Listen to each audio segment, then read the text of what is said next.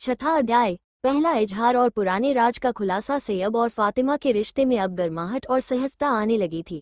जोया की योजनाओं और हुमायरा के बदलते व्यवहार ने उनके रिश्ते को नई दिशा दी, लेकिन हर रिश्ता तब तक पूरा नहीं होता जब तक उसमें प्यार का खुला इजहार न हो।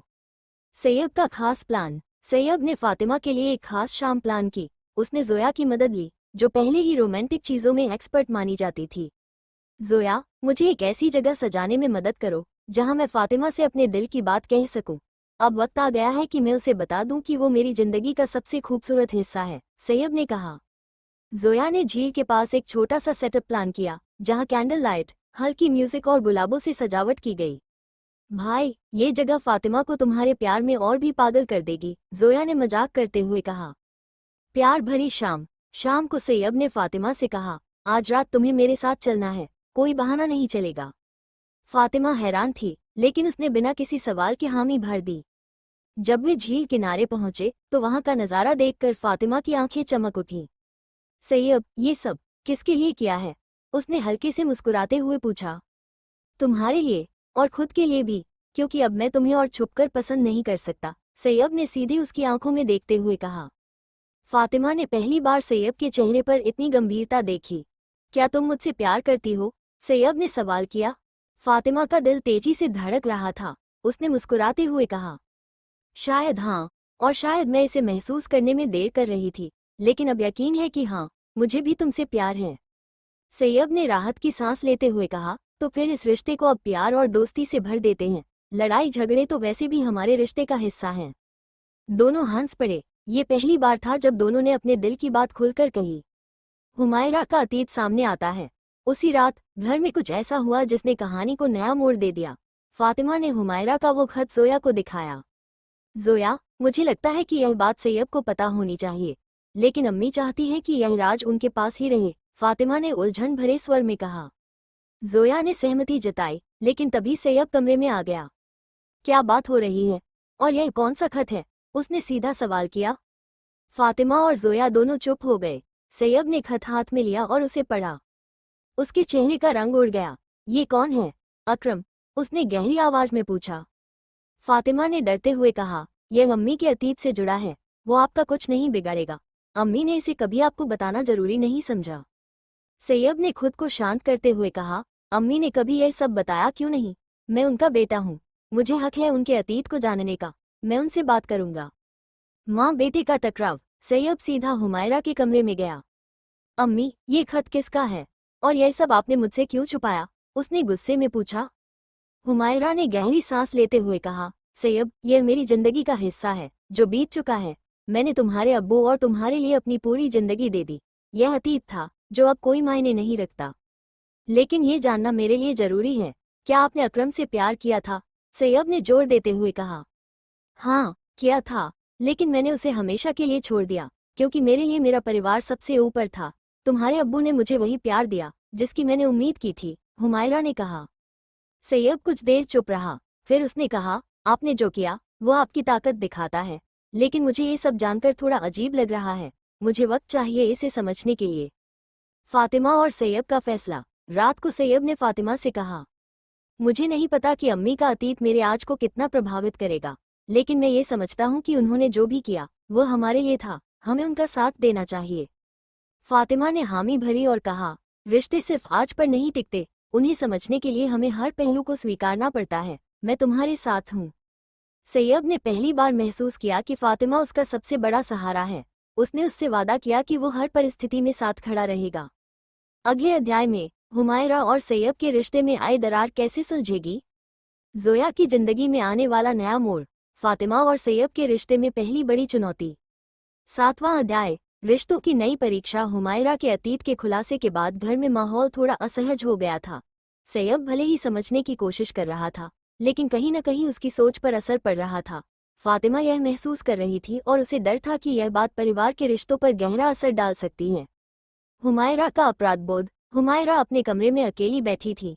उनके दिमाग में बस वही सवाल घूम रहा था। क्या मैंने सही किया कि अपना अतीत छुपाया? क्या सैयब मुझसे नाराज रहेगा? फातिमा उनके पास गई और उनका हाथ पकड़कर कहा, अम्मी, आप खुद को दोष मत दीजिए। जो हुआ वो आपका अतीत था। आपने अपने परिवार के लिए जो कुर्बानियां दी वो सबसे बड़ी बात है। सैयब को थोड़ा वक्त दीजिए, वो समझ जाएगा।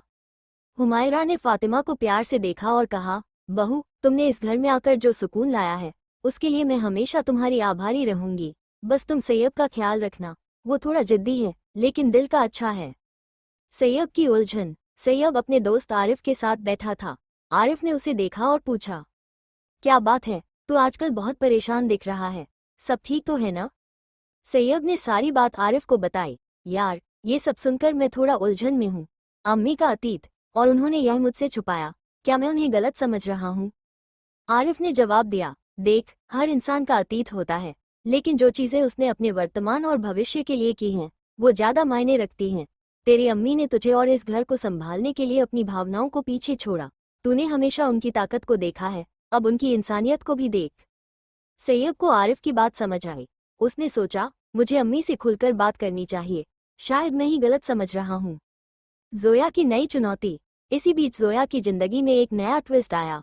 उसके माता पिता उसकी शादी के लिए दबाव डाल रहे थे। उन्होंने एक लड़के का रिश्ता भेजा था जो शहर के जाने माने बिजनेसमैन का बेटा था। भाई, मुझे लगता है कि यह रिश्ता सिर्फ हमारे फायदे के लिए है, लेकिन मैं किसी को जानने समझने के बिना शादी कैसे कर लूं? जोया ने सैयब से शिकायत की। सैयब ने हंसते हुए कहा, तो पहले उसे जानने का मौका ले। अगर तुम्हें लगे कि वो सही इंसान है तो आगे बढ़ो, वरना मैं हूं ना, हर परेशानी हल कर दूंगा। सैयब और हुमायरा का आमना सामना। एक शाम सैयब ने हुमायरा से सीधी बात करने का फैसला किया। वो उनके कमरे में गया और गंभीर स्वर में बोला, अम्मी, मुझे आपसे कुछ कहना है। हुमायरा ने उसकी ओर देखा। मैंने काफी सोचा और मुझे एहसास हुआ कि आप गलत नहीं थी। इंसान का अतीत कभी कभी उसकी मर्जी से नहीं होता। आपने जो भी किया हमारे लिए किया, और इसके लिए मैं हमेशा आपका आभारी रहूंगा। लेकिन मुझे आपसे एक वादा चाहिए। कैसा वादा? हुमायरा ने पूछा। कि अब से आप मुझसे कभी कुछ नहीं छुपाएंगी, चाहे बात कितनी भी छोटी या बड़ी क्यों न हो। हुमायरा ने मुस्कुराते हुए कहा, यह वादा रहा। फातिमा का समर्थन। रात को फातिमा और सैयब ने अपने कमरे में इस बारे में बात की। तुमने अम्मी से जो बात की वो सही थी, तुम्हारे रिश्ते अब और मजबूत होंगे, फातिमा ने कहा। सैयब ने मुस्कुराते हुए कहा, और यह सब तुम्हारी वजह से हुआ है। तुमने मुझे ये समझने में मदद की कि हर रिश्ता सिर्फ परफेक्ट होने से नहीं चलता, बल्कि उसे परफेक्ट बनाया जाता है। फातिमा ने चुटकी लेते हुए कहा, वाह, ये तो किसी शायरी से कम नहीं था। दोनों हंस पड़े। अगले दिन की योजना। जोया ने अपने माता पिता के भेजे लड़के से मिलने का प्लान बनाया। उसने फातिमा को बुलाया और कहा, तुम भी साथ चलो, मुझे किसी की जरूरत है जो मेरी तरफ से सही सवाल पूछे। फातिमा ने हामी भरी, लेकिन मिलने के दौरान कुछ ऐसा हुआ जिसने जोया की सोच को बदल दिया। अगले अध्याय में जोया की शादी का राज और उसका बड़ा फैसला। सैयब और फातिमा के रिश्ते में एक नया मोड़। हुमायरा की पुरानी यादों का फिर से सामना। 8वां अध्याय, रिश्तों की नई परिभाषा। जोया की शादी के संभावित रिश्ते ने घर में नई हलचल मचा दी थी, जबकि सैयब और फातिमा का रिश्ता अब पहले से ज्यादा मजबूत हो गया था। लेकिन जिंदगी की नई चुनौतियां उनकी परीक्षा लेने को तैयार थीं। योजक चिन्ह, योजक चिन्ह, योजक चिन्ह।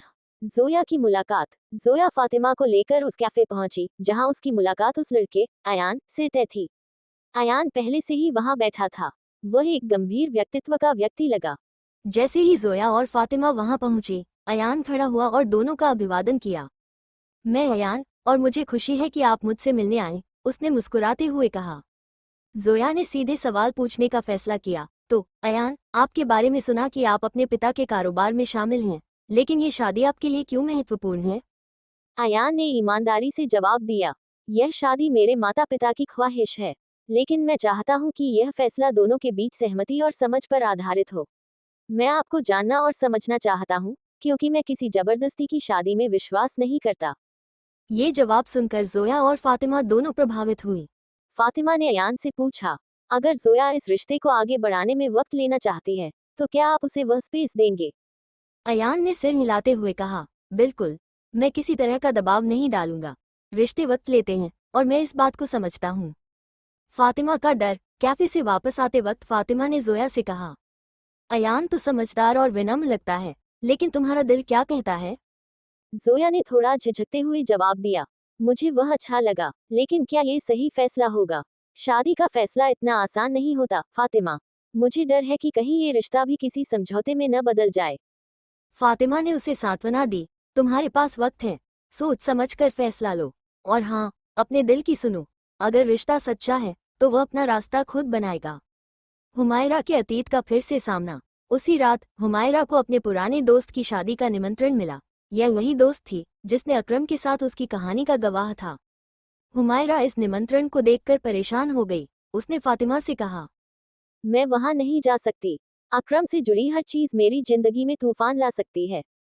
फातिमा ने उन्हें समझाते हुए कहा, अम्मी, अब आप अपने अतीत से भाग नहीं सकती। जो भी आपकी कहानी है उसे स्वीकार कर लीजिए। यह आपके लिए भी जरूरी है और सैयब के लिए भी। हुमायरा ने गहरी सांस ली। तुम सही कह रही हो, लेकिन मुझे डर है कि मेरा ये कदम मेरे बेटे के दिल में मेरे लिए गलतफहमी न पैदा कर दे। सैयब और फातिमा की नई चुनौती। इसी बीच सैयब ने फातिमा से एक नई बात साझा की। फातिमा, मुझे एक नए प्रोजेक्ट के लिए विदेश जाना होगा। ये काम हमारे बिजनेस के लिए बहुत जरूरी है, लेकिन इसका मतलब है कि मुझे कुछ महीनों के लिए तुमसे दूर रहना पड़ेगा। फातिमा ने चौंकते हुए कहा, तुम्हें जाना ही होगा? ये कितना लंबा होगा? शायद 3 से 4 महीने। मैं जानता हूँ कि यह हमारे लिए मुश्किल होगा, लेकिन ये हमारे भविष्य के लिए जरूरी है, सैयब ने कहा। फातिमा ने मजबूती दिखाते हुए कहा, अगर ये तुम्हारे और हमारे भविष्य के लिए सही है तो मैं इसे समझती हूँ। मैं तुम्हारे साथ हूँ। जोया का फैसला। कुछ दिनों बाद जोया ने फातिमा को बुलाया और कहा, मैंने फैसला कर लिया है। मैं अयान को और जानना चाहती हूँ। अगर चीजें सही रही तो मैं ये रिश्ता आगे बढ़ाने के लिए तैयार हूँ, लेकिन मुझे लगता है कि मैं अपनी शर्तों पर यह रिश्ता निभाना चाहूंगी। फातिमा ने उसे गले लगाते हुए कहा, तुमने सही फैसला लिया है, और याद रखना, हम सब तुम्हारे साथ हैं। अगले अध्याय की झलक। हुमायरा का अपने अतीत से सामना और अकरम के साथ आखिरी मुलाकात। सैयब और फातिमा की दूरी से रिश्ते पर पड़ने वाला असर। जोया और अयान की मुलाकातों में बढ़ती नजदीकियां। नवां अध्याय, अतीत का सामना और रिश्तों की परीक्षा। हुमायरा, फातिमा और जोया के कहने पर आखिरकार अपने पुराने दोस्त की शादी में जाने के लिए तैयार हो गई। ये शादी उस शहर में थी जहां अकरम रहता था। हालांकि यह एक चुनौती थी, लेकिन हुमायरा ने फैसला कर लिया था कि वो अपने अतीत का सामना करेगी और इसे अपने ऊपर हावी नहीं होने देंगी। शादी का माहौल और हुमायरा का डर। शादी का घर रौनक और चहल पहल से भरा हुआ था। हर तरफ सजावट और खुशियां थीं, लेकिन हुमायरा का दिल भारी हो रहा था। जैसे ही वो अंदर पहुंची, उनकी पुरानी दोस्त सलीमा ने उन्हें देखा और गले लगा लिया। हुमायरा, तुमने आने का फैसला किया, ये देखकर बहुत खुशी हुई, लेकिन क्या तुम्हें पता है कि अकरम भी यहाँ है? हुमायरा के चेहरे का रंग उड़ गया। मैंने सोचा था कि वो यहाँ नहीं होगा, लेकिन अब मैं आई हूँ तो मुझे इससे भागना नहीं चाहिए, उन्होंने खुद को संभालते हुए कहा। अकरम से सामना। शादी की रस्में चल रही थी, तभी अचानक हुमायरा की नज़र अकरम पर पड़ी। वो अपनी उम्र से थोड़ा बड़ा और शांत दिख रहा था। उनकी आंखें मिली और दोनों के बीच कुछ पल की चुप्पी छा गई। अकरम उनके पास आया और धीरे से बोला, हुमायरा, इतने सालों बाद तुम्हें देखना अच्छा लग रहा है। क्या हम कुछ देर बात कर सकते हैं? हुमायरा ने थोड़ी झिझक के साथ हामी भरी। दोनों एक शांत कोने में बैठ गए। अतीत की परछाइयां। अकरम ने गहरी सांस लेते हुए कहा, मैं जानता हूं कि हमारे बीच बहुत कुछ अधूरा रह गया था, लेकिन मैं सिर्फ ये जानना चाहता हूं कि क्या तुम खुश हो? हुमायरा ने दृढ़ता से जवाब दिया, मैं बहुत खुश हूं। मैंने अपना परिवार, अपने बच्चे और अपनी जिंदगी को चुना, और मैंने कभी पीछे मुड़कर नहीं देखा। तुम्हारे साथ जो रिश्ता था वो सिर्फ एक याद है, और अब वो मेरे लिए महत्व नहीं रखता। अकरम ने मुस्कुराते हुए कहा, ये सुनकर अच्छा लगा। मैं भी अपने हिस्से की जिंदगी में आगे बढ़ चुका हूँ, लेकिन मैं हमेशा तुम्हारी इज्जत करता रहूंगा। हुमायरा ने महसूस किया कि उसने अपने अतीत को हमेशा के लिए पीछे छोड़ दिया है। सैयब और फातिमा की दूरी। सैयब अब विदेश में था। वो फातिमा से हर दिन फोन पर बात करता, लेकिन दोनों को एक दूसरे की कमी बहुत खल रही थी। एक रात फातिमा ने फोन पर कहा, सैयब, मैं तुम्हें बहुत याद कर रही हूँ। घर में सब कुछ ठीक है, लेकिन तुम्हारे बिना सब अधूरा लगता है। सैयब ने सांत्वना देते हुए कहा, फातिमा, मुझे भी तुम्हारी बहुत याद आती है, लेकिन ये बस कुछ महीनों की बात है। तुम मजबूत रहो, और अगर कोई परेशानी हो तो मुझे तुरंत बताना। जोया और अयान की मुलाकातें। दूसरी तरफ जोया और अयान की मुलाकातें लगातार हो रही थी। अयान हर बार जोया के लिए कुछ नया प्लान करता, जिससे जोया को महसूस होता कि वो उसकी पसंद का पूरा ध्यान रखता है। एक शाम अयान ने जोया से कहा, जोया, मैं तुम्हें पसंद करने लगा हूँ, लेकिन मैं चाहता हूँ कि तुम पूरी तरह से आश्वस्त हो जाओ, क्योंकि यह फैसला सिर्फ हमारा ही नहीं, हमारे परिवारों का भी है। जोया ने मुस्कुराते हुए कहा, मुझे भी तुमसे बात करना और समय बिताना अच्छा लगता है, लेकिन मैं अभी और वक्त लेना चाहती हूँ, ताकि मैं पूरी तरह से अपने दिल की सुन सकूं। हुमायरा की घर वापसी। शादी से लौटने के बाद हुमायरा ने सैयब और फातिमा को अपने अनुभव के बारे में बताया। सैयब, मैं अकरम से मिली और मुझे एहसास हुआ कि अतीत को भुलाकर मैंने सही फैसला किया था। अब मैं सिर्फ तुम्हारे और इस घर के बारे में सोचना चाहती हूँ। सैयब ने अपनी माँ को गले लगाते हुए कहा, अम्मी, आप हमेशा से मेरी हीरो थी और आज आपने फिर साबित कर दिया कि आप कितनी मजबूत हैं। अगले अध्याय की झलक। फातिमा के जीवन में एक नई चुनौती, जब उसे पता चलता है कि वो माँ बनने वाली हैं। जोया और अयान के रिश्ते में एक अप्रत्याशित मोड़। सैयब की विदेश से जल्द वापसी और परिवार के लिए एक बड़ा सरप्राइज। 10वां अध्याय। नई खुशियां और नए फैसले। हुमायरा के अतीत को पीछे छोड़ने और सैयब की विदेश में मौजूदगी के बीच जिंदगी ने एक नया मोड़ लिया। फातिमा को अपनी जिंदगी का सबसे बड़ा तोहफा मिलने वाला था, लेकिन इसके साथ साथ नई चुनौतियां भी खड़ी हो गईं। फातिमा की खुशखबरी। एक सुबह फातिमा असहज महसूस कर रही थी। वो डॉक्टर के पास गई और जब वो वापस लौटी तो उसके चेहरे पर मुस्कान और घबराहट का अजीब मिश्रण था। फातिमा ने हुमायरा को ये खबर दी, अम्मी, मैं माँ बनने वाली हूँ। हुमायरा ने ये सुनते ही फातिमा को गले लगा लिया। उनकी आंखों में आंसू आ गए। ये तो बहुत बड़ी खुशखबरी है बहू, सैयब को ये खबर तुरंत देनी चाहिए, हुमायरा ने कहा।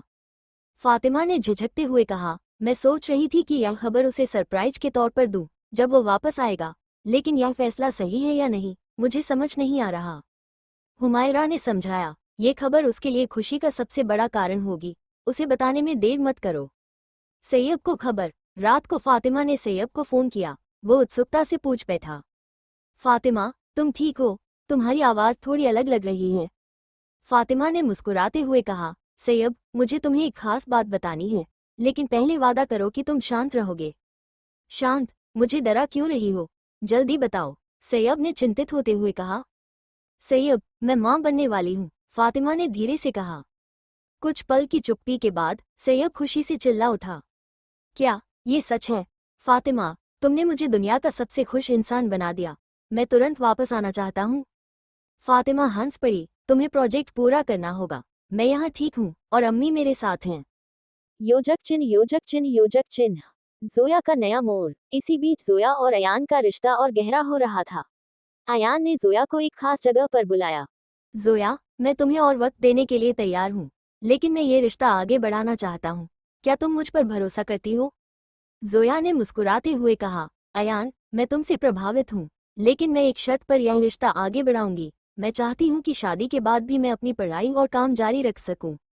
अयान ने तुरंत जवाब दिया, ये तो तुम्हारा अधिकार है। मैं तुम्हारे सपनों का सम्मान करूंगा।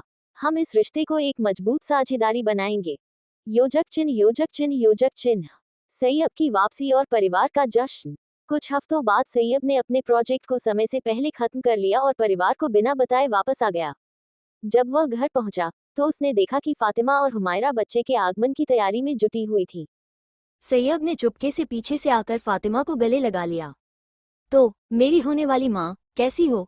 फातिमा चौंक गई और तुरंत पलटी। सैयब, तुम कब आए?